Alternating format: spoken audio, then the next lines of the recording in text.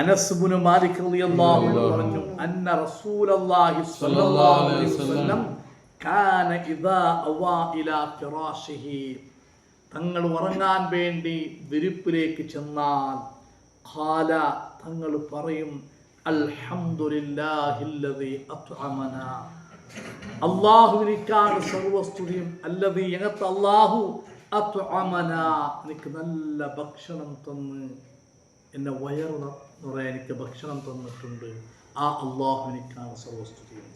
വസഖാന, എനിക്ക് മതിയാവോളം അല്ലാഹു കുടിക്കാനുള്ള വെള്ളങ്ങളും ജ്യൂസും എല്ലാം അല്ലാഹു എനിക്ക് തന്നിട്ടുണ്ട്. വഖഫാന, അത് മതിയോളം, കുറച്ചൊന്നും എനിക്ക് മതിയോളം തന്നിട്ടുണ്ട്. വആവാന, എനിക്ക് അല്ലാഹു അഭയം നൽകിയിട്ടുണ്ട്, ഉറങ്ങാനുള്ള വ്യവസ്ഥകൾ എനിക്ക് തന്നിട്ടുണ്ട്, ആ റബ്ബിനിക്കാണ് സർവസ്തുതിയും.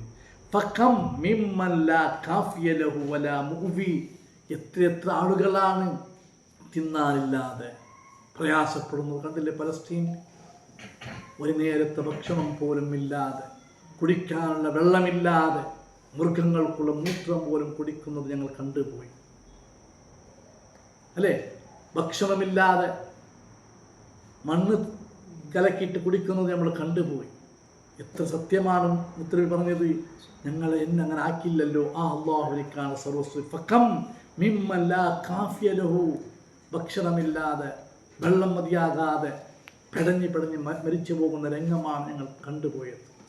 പക്ഷെ അങ്ങനെ ആക്കിയിട്ടില്ല അല്ലാഹു പറഞ്ഞു. അഭയമില്ല. കണ്ടില്ല, അഭയാർത്ഥികളായിട്ട് കേന്ദ്രത്തിൽ ഇത് പോകുന്നു, സ്കൂളും മറ്റും പോയിട്ട് നിൽക്കുന്നു, എത്ര ആളുകളുണ്ട്. ആ റബ്ബ് എനിക്ക് കടന്നുറങ്ങാനുള്ള പൊരയും വ്യവസ്ഥയും തന്നു, ആ അല്ലാഹുവിനിക്കാണ് സർവസ്തു. നല്ലൊരു പാഠമുണ്ട്.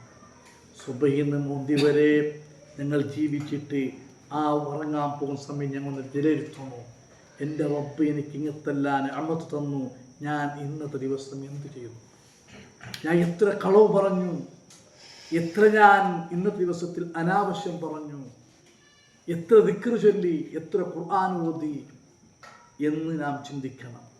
അല്ലാഹു ചെയ്ത നിഅമത്തിനെ ഇൻ ശകർതും ലഅസീദന്നകും, ഖുർആൻ പറഞ്ഞില്ലേ, നിങ്ങൾ ശുക്ർ ചെയ്യുകയാണ്. മുത്തുനബി, എനിക്ക് വെള്ളം തന്ന അല്ലാഹുവിനിക്കാണ് സർവസ്തുതിയും, എനിക്ക് ഭക്ഷണം തന്ന അല്ലാഹുവിനിക്കാണ് സർവസ്തുതിയും, എനിക്ക് കടന്നുറങ്ങാൻ അഭയം തന്ന അല്ലാഹുവിനിക്കാണ് സർവസ്തുതിയും.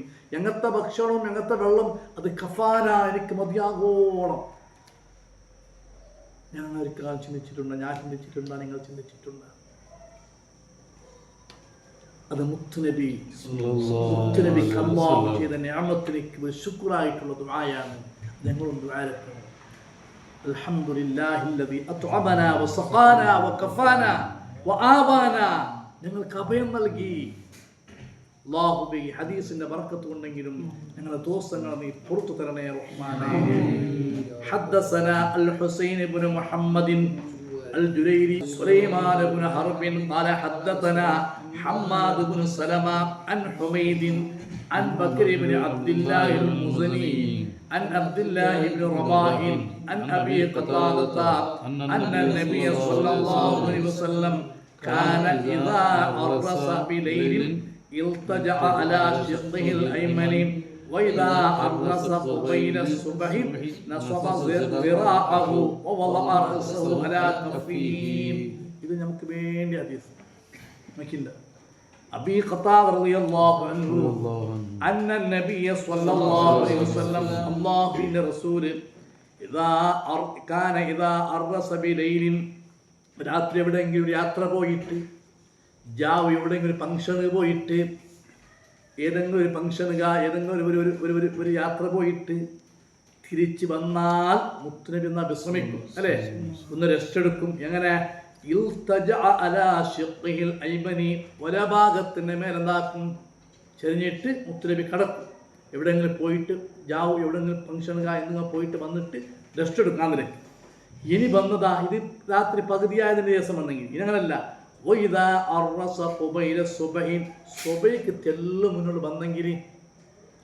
സ്വബൈക്ക് തെല്ല് മുന്നോട്ട് വന്നെങ്കിൽ അങ്ങനെ പറഞ്ഞിട്ട് മുത്തുനബി ഇതാ